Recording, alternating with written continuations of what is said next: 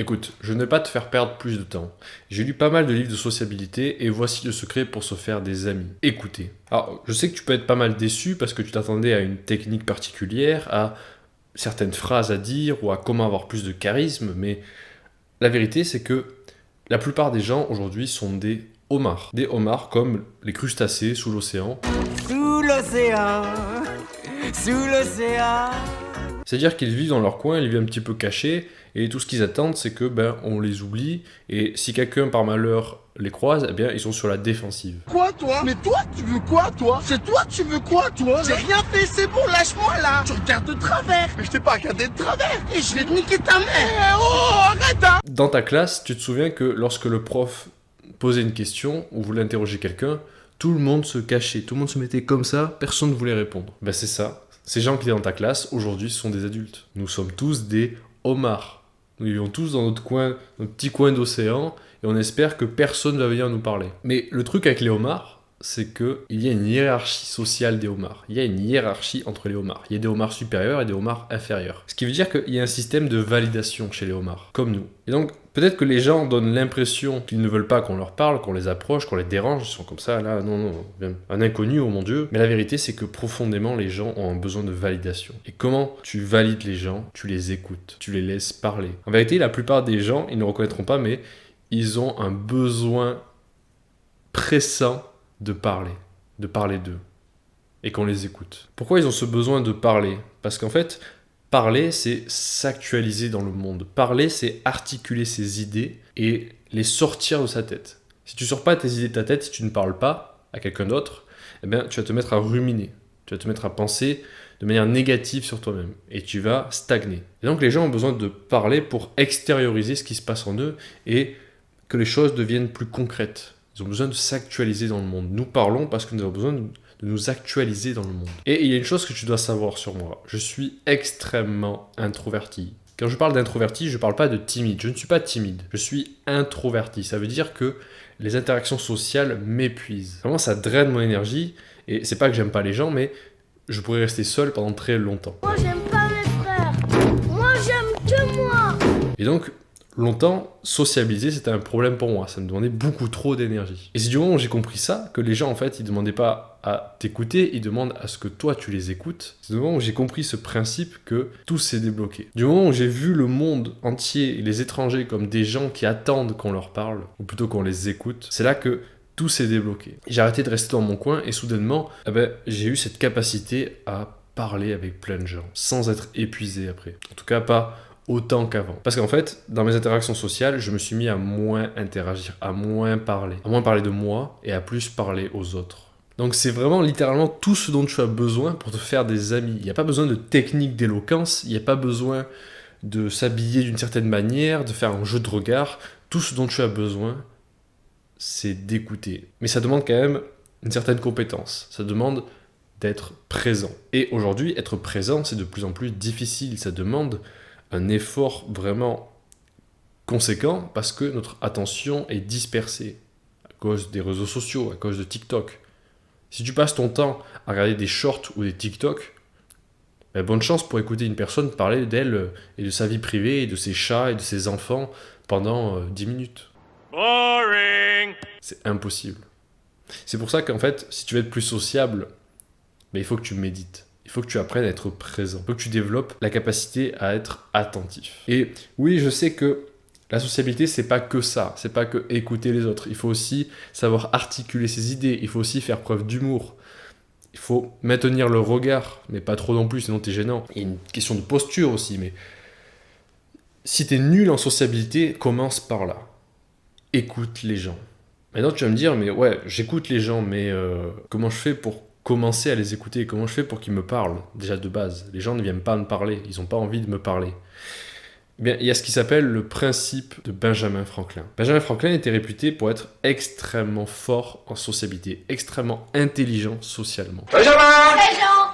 Quoi? Présent. Benjamin. Présent. Benjamin. Présent. Quoi? Présent. J'entends pas. Et il se trouve qu'il y a eu une élection pour être sénateur ou député, je sais plus, honnêtement. Mais il y a eu une élection et jusqu'à présent, il est toujours élu, Benjamin Franklin. Il est toujours élu parce que Il est sociable et les gens l'aiment. Mais là, cette année, c'est particulier parce qu'il a un concurrent.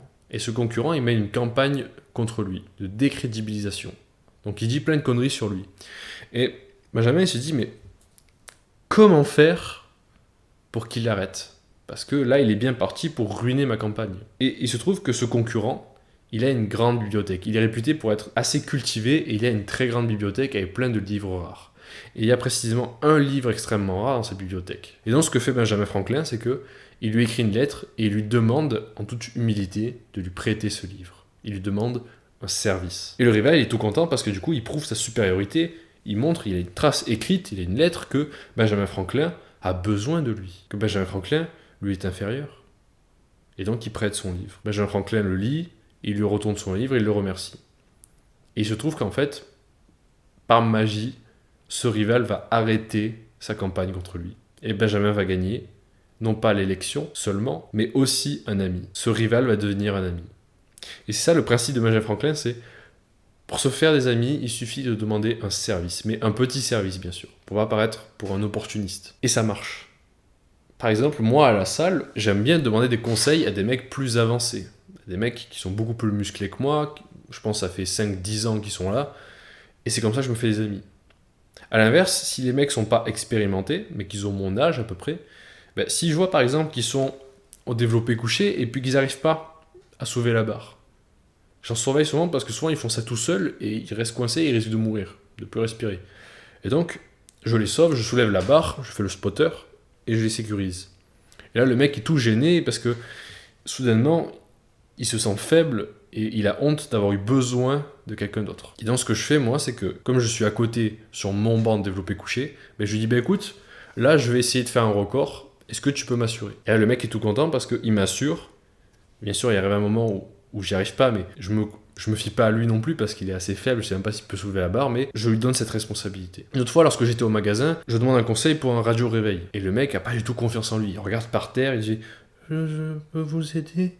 Il se sent écrasé par rapport à moi. Je sens à quel point il se sent. C'est un homard, il se cache comme ça sous le sable. Et donc ce que je fais, c'est que je lui demande des conseils, parce que c'est son rayon, sur des trucs que je connais pas. Et je cherche un câble pour le son dans la voiture, pour la musique dans la voiture. Il me dit ah oui, c'est le câble 3 lettres, je sais pas ce que c'est. Et je lui dis ah ben merci, je savais pas comment ça s'appelait, je cherchais ce câble. Soudainement il s'est mis à me regarder dans les yeux, avoir les épaules un peu plus en arrière, pas énormément non plus, et il se sentait mieux.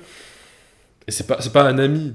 Mais tu as l'idée. Demande un petit service aux gens parce que ça leur donne l'occasion de prouver leur valeur, de prouver que ce sont des membres utiles de la tribu. Donc voilà, je peux pas faire plus simple, vraiment. Si tu es débutant en sociabilité, si tu es nul en sociabilité, si tu n'arrives pas à parler aux gens, leur parle pas. Pose-leur une question, demande-leur un service, et après, écoute-les. Écoute attentivement, mais montre que tu es présent. Fais pas juste semblant d'écouter. Fais pas juste non. Sois présent, sois à fond dedans. Et un indice pour savoir si t'es présent ou pas, qui marche bien, c'est si ce que te dit la personne est chiant, c'est pas que la personne est chiante, c'est que toi t'es pas présent. N'importe quoi, tout ce qu'on te raconte doit devenir fascinant pour toi. Tu en apprends sur les autres. Ne pense pas que les autres sont inintéressants. Fais preuve d'humilité et admets que l'autre a forcément quelque chose à t'apprendre.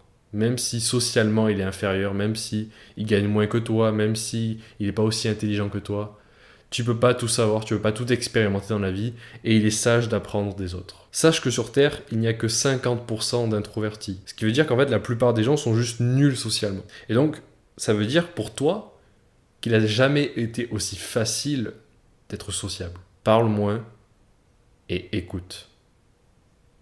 Voilà, c'est tout ce que j'avais à dire pour aujourd'hui. Moi, je dois aller à la salle maintenant. Séance biceps. J'ai vraiment un petit biceps en fait. Je pense que c'est un complexe d'infériorité pour moi d'avoir un petit biceps, un biceps court. Bref, je te laisse. À demain.